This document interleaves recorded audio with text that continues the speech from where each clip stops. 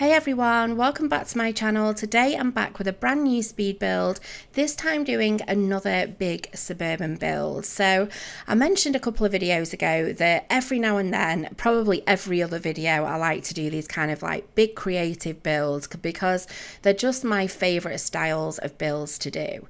So I was on Pinterest the other day and I came across this building, this kind of picture of a house which had this roofing style which I've never used before, and I thought it'd be a really nice idea to include it in my next build. Now before I go on anymore, I just want to apologise for my voice because I am still a little bit bunged up with some sort of hay fever situation, so I do apologise. I keep having to take breaks and little sips of water to try and get through.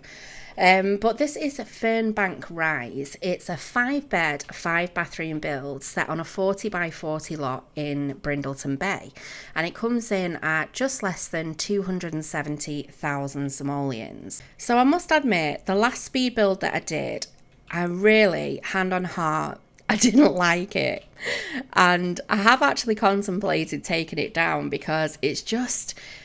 The thing is when I'm not happy with a build, I don't tend to kind of put it up. But that was one of those builds that it was a style that was well requested, and I just felt like I had to get it done, but I'm still not happy with it. Still don't like it. So this time when I came to do this build, I thought I just want to do something again that I really, really love, that I feel really confident with, and a style that I'm really passionate about. So with this particular build, I have actually done it over, I think it was about 3 days, and I've had quite a busy weekend, but I'll get onto that after. But I've done this over kind of 3 days, and I took my time with it, and I just really concentrated on a lot of the landscaping, particularly kind of the shape of the build. I made it a little bit more intricate than possibly the last couple of builds, and yeah, I just really enjoyed this build. Now, the really strange thing about this house, and I have talked about this before, is that sometimes I build the shell of the house and I never actually look at the inside of the house until I'm done. And sometimes I can build something that on the inside actually looks really small, but sometimes it's really big. Now, this particular house ended up being huge on the inside. It was almost like I'd built it on a 64 by 64 lot. I was so kind of surprised when I dropped the walls, and I was like, oh my gosh, this is going to take me forever to furnish. But yeah, I really loved this house, and like I say, I took a few days to, finally get to the end product, and I just made sure that I was really 100% happy with it. And so yeah, I feel good about this one. So like I say, I saw this picture on Pinterest, and it's actually the roofing style that you can see at the top there. It's the bit where they had I'm sure there's some sort of architectural name for it, but it's very Victorian kind of looking, and it's the flat bits with sort of like the fencing around the top. And it was quite fiddly to do actually, because I've never actually done that style before, so I had to have a little bit of a play around to figure out how I actually did it. I knew I was able to do it because I have seen people do it in the past, so yeah, that was a bit of fun trying to figure that bit out, but I was really impressed with the way that it looked in the end. I felt that it gave quite a lot of character to the actual build. So in all honesty, I didn't go for a particular style with this house. This wasn't like, right, I'm doing a full-blown Victorian house. I just wanted to add that element in, and then the rest was just sort of a mishmash of probably different styles of homes, but it was literally just made up. So I can't tell you it's a particular style, but I just wanted to build a big kind of a little bit more intricately designed home. So with this particular build, there was no restrictions on packs, and it wasn't kind of built to a budget. It was literally kind of like a free-for-all. I do really enjoy building these sorts of builds where there isn't a restriction, because I kind of like a bit of both. Sometimes I like building with restricted packs and sometimes I don't. And when I don't, it's mainly because it gives me the freedom to be as creative as I can be with using as many packs as I can, kind of every tool that's available. I know sometimes people aren't always happy about the amount of packs that are used for builds, but kind of in my defense, the way I see it is I don't use mods and I don't use CC. I literally use, only the packs that are available through The Sims. So every now and then I do like to do these builds that are just all out, as creative as I can make them with everything that I've got.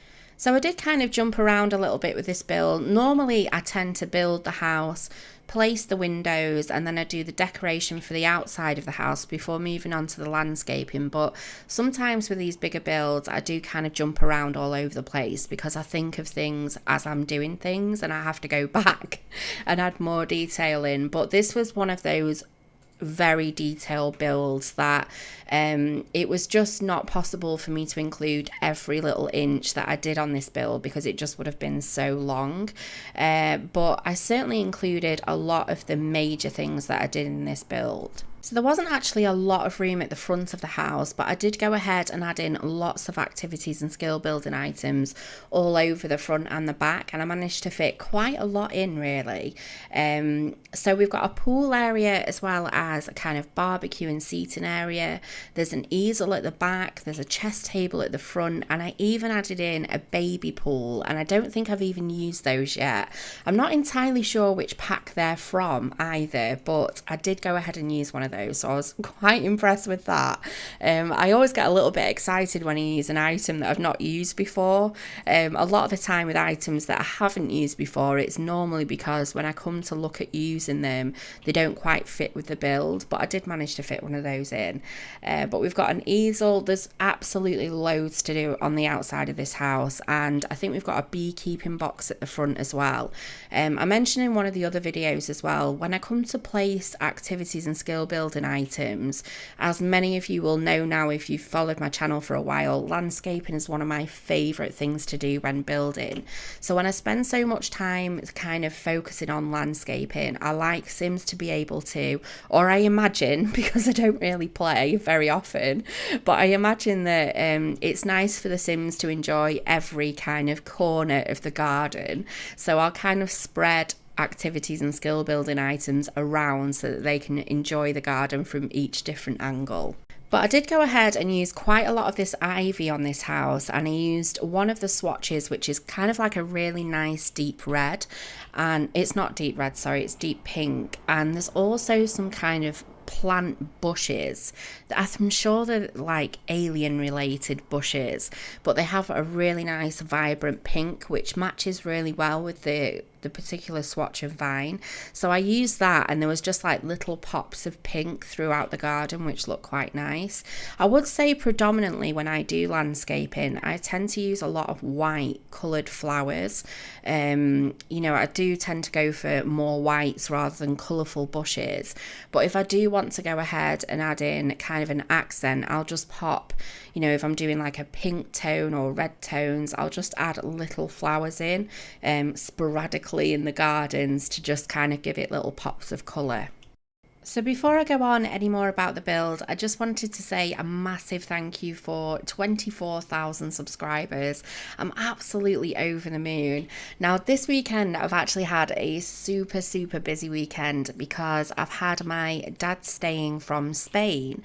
He's over visiting from Spain at the moment, and well, he came back, he went sailing for a week, and then he came back again, and so we had him overnight to stay.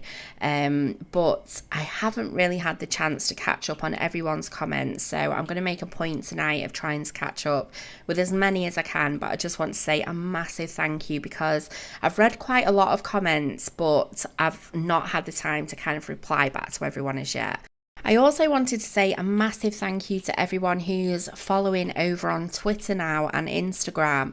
I've been getting your comments through there as well, and honestly, I get the sweetest comments. I must have the best followers. I feel really blessed to have you all because, yeah, you really make my day, and each one of those comments is really special. So thank you very much again. But I'm just finishing off at the moment in the back garden, and at first with the kind of wavy path that I did at the front, I wanted to do the same sort of wavy path at the back, but I didn't really have the room to do it, so I thought I'd do a bit more of a paved kind of manicured look. I wanted this kind of landscaping to be very grand. You know, it was a luxury house. It was quite a big house as well. So I just wanted it to be very manicured and very clean as well. And it is a family home, but it's like a very posh upmarket kind of family home. So I'm just finishing off the exterior at the moment before moving on to the interior. Now, with regards to the interior, I decided to keep it really quite light inside. I wanted it to be obviously a large, homely kind of home, but at the same time I wanted it to kind of match the exterior of the house, which I felt was very manicured and very upmarket. So I used lots of chandeliers throughout the home and lots of kind of sort of posh, expensive items throughout. So I started out downstairs with the kitchen, and I firstly started out doing this kitchen quite dark. It was like the same sort of cabinets but in a much darker tone. But when I look back on the house, I just thought I don't really want to go with a dark theme throughout. I just wanted it to be a much lighter. So I changed over to these kind of white coloured cabinets, but then when I look back, I felt the green was just a bit too green. So I decided to lighten it up with a bit more of a lighter tone a little bit later on. But I really like this kitchen because I just felt it was a brilliant size for this size home. So I'd say throughout this home there's a really good mixture of some modern elements with kind of old-fashioned elements, but done in a, well, hopefully done in a kind of elegant way. So in the downstairs of this house, the floor plan was really quite big, and I managed to fit loads and loads of rooms into this particular floor plan. So downstairs there is 2 really large reception rooms. There's a kitchen, as you can see. We've got a dining room as well as a study, and there's kind of like a sitting area. It was a very small room that I decided to put a couple of bookcases in with a little sofa, and I think it was a couple of plants, but it was a really small room, so I didn't actually include it in the speed build. And I don't include one of the other rooms as well, which I'll tell you about in a second. But there was also 2 downstairs bathrooms, so it was a really good size, and like I say, it was a lot bigger than I thought it was going to be, but I certainly managed to fit everything into it. Now, because of the style of the home as well, sometimes what I've done a lot in the past with bigger builds is with 2 reception rooms, I'll make one of them into kind of like a kid's sort of downstairs study area. But with this particular home, I decided to just make them both fairly adult areas. But obviously, depending on the type of family that you move into this home and how you play, you can always add plenty of items for the children downstairs if that's what you wanted to do. So this is actually one of the downstairs bathrooms, and a lot of my bathrooms I tend to use the same sort of wallpapers and patterns because I just kind of feel that realistically in real life, you know, you're going to have the bathrooms fairly similar. So I've included one, but I would say the rest of them are all around about the same sort of theme. So moving on to the dining room at the moment, I would say this was probably the only thing that really bothered me about this particular house and the way the floor plan was, which only goes to indicate how little I think through my floor plans. They're not very professional. But the dining room is literally down the hallway from the kitchen. Now, they are fairly close, but my problem is I don't know if the Sims would go down there to eat, because obviously your Sims tend to go for the nearest possible chair, and there is a couple of chairs in the kitchen at like the kitchen bar area. So whether they actually go down there and use it, I'm not entirely sure because I haven't play tested it as such. So I'm just finishing off this kind of small study area at the moment before moving on to the final reception room. And like I say, with the second reception room, I decided to keep it quite adult. It was probably very similar really to the other reception room in the sense that it had a lot of the same items with a TV, we had another piano, there was a fireplace, but there was also a bar area in this room as well. So whether you wanted to download this house and maybe change one of the rooms up and add some more elements in it for kids, then you know, that's entirely up to you. And I really encourage that as well, because sometimes people say, oh, I've really downloaded your house and I really like it, but I've just changed this. And honestly, that's great, because I think no matter which house you download, you tend to change it anyway, because it depends what sort of sims you're playing with at the time, you know, the family dynamics, and so you're bound to change things anyway. But I'm just moving on to, this was one of the main bedrooms. I would say this was probably the master bedroom, but in all honesty, the master bedroom is normally the biggest room in the house. That's the one I always make as the master room. However, the floor plan upstairs in this home, a lot of the rooms were of a similar size, so I literally just picked one and made it into kind of like the master room. So I would say this was the master bedroom out of this home. But upstairs we've got 5 bedrooms. There is obviously a double bedroom. We've got I think we've got another double bedroom as well, which was probably more of a grown-up sort of teen boys room, maybe young adults room. This was like a young kind of girly room for a child. And then we had another double bedroom, which was like a double toddler bedroom, as well as a double kind of boys room. So there was lots of bedrooms in this home. There are lots of beds in this home, and in actual fact, counting it, you could fit 8 sims into this house. So yeah, there's plenty of room for absolutely everyone. But I did go ahead as well and personalize each of these rooms, and I enjoyed doing it that way as well. Sometimes I don't, sometimes I leave them quite neutral. It really depends on the type of build that I'm building. But with this one, and obviously having in mind it's just a big family home, I wanted to kind of really personalize the rooms. So I changed the flooring, the wallpapers, you know, I added in little kind of skill building items and desks. So they're very, very different, the rooms in this house. So I hope you've all had a fantastic weekend. Like I say, mine was really, really busy. I've got lots and lots planned on the channel for this week. There are actually going to be 2 collaborations this week on the channel. I'm really, really excited about these. A lot of the collaborations I'm doing at the moment are literally with my nearest and dearest simmers, you know, people that have become really good friends over the last sort of year that I've been doing this. So it's been really, really nice to have such positive feedback as well from them collaborations, because in all honesty, out of any of the videos that I make, those ones are the ones that mean a lot to me at the moment. So I'm really excited to share these collaborations with you, so I really hope you're enjoying them. So we've got a couple of those coming this week, and it's going to be a busy week. I've still got quite a few collaborations to do as well. But apparently we are actually getting some leftovers of Hurricane Helene, I think it's pronounced, and that's actually blowing in by Wednesday, I think it is. It's nothing too severe or anything like that. We might just have a displaced wheelie bin or something. So yeah, I'm quite looking forward to that. But it has actually brought some really hot weather, and we all know how much I just hate hot weather, so I've had to have a moan about that. But I'm just working on the last room now, which is like the boys' twin room. But I really hope you've enjoyed this video. I definitely feel a lot more positive about it than the last one. But I hope you all have a fantastic week, and be sure to keep an eye out for the collaborations that are coming up later on this week. Like I say, I think there'll be 2 this week, so that's quite exciting. But have a great week, guys, and if you enjoyed this video, please give me a big thumbs up, and if you're not subscribed, it would be awesome to have you on board. But I look forward to seeing you next time. Take care, bye.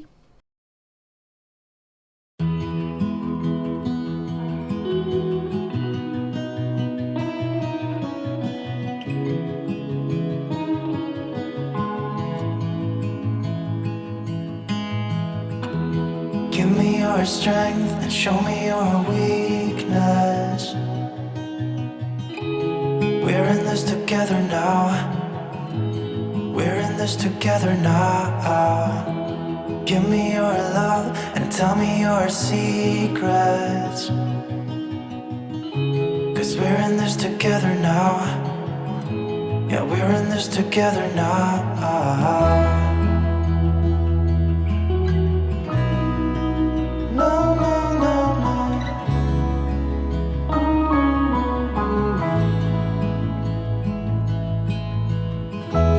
I'll keep you safe, I'll give you my everything.